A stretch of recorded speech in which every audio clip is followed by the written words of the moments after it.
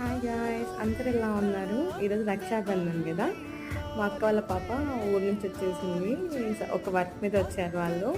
So వచ్చిందని చెప్పేసి నేను రాఖీ కట్టించాను అనమాట. మా చిన్నది ఫస్ట్ రాఖీ. నాకు ఇది చాలా ఎగ్జైటెడ్ ఉంది చూడడానికైతే.